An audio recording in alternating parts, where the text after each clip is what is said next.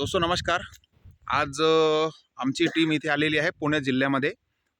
पानशेत या ठिकाणी एक गाव आहे, तिथे आणि आमचे डिस्ट्रीब्युटर आहेत जे आज जवळपास 1 वर्ष इंडिया ग्रोचे प्रॉडक्ट वापरत आहेत.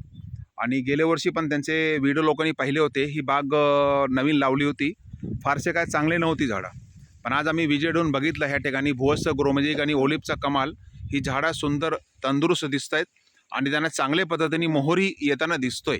ह्या ठिकाणी त्यांनी केशर हापूस हे सगळे मिक्स बागा लावलेली आहे ह्या ठिकाणी.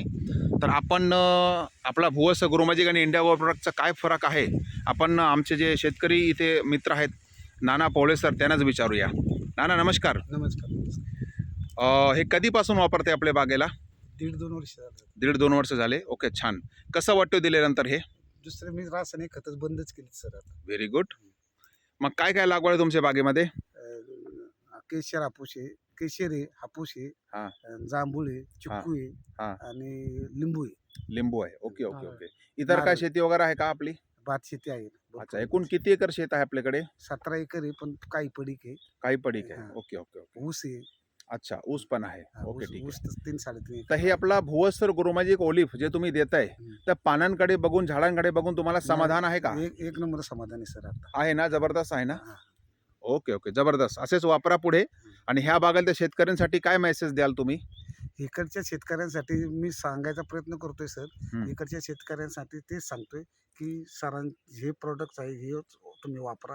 हं. लोक रासायनिक खतच वापरतात. Okay okay. मला 1001% फरक पडलेला आहे आपलं हे वापरण्यामुळे. छान छान. ओके.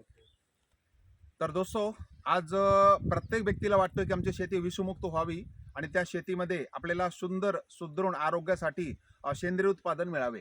तर आमची टीम ज्या पद्धतीने सगळीकडे प्रचार करते की आपण आपल्या आरोग्याकरिता चांगला खाल्ला पाहिजे आणि नैसर्गिक शेती झाली पाहिजे, तर इंडिया ग्रोच्या माध्यमातून ही शेती आम्ही करत आहोत.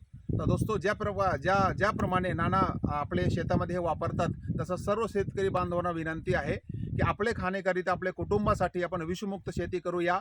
फळ भाजी कडधान्य काही उत्पादन असू दे नैसर्गिक तयार करूया आणि आपल्या देशाला निरोगी आयुष्य देऊया. धन्यवाद. जय हिंद, जय महाराष्ट्र, जय India grow. Thank you so much.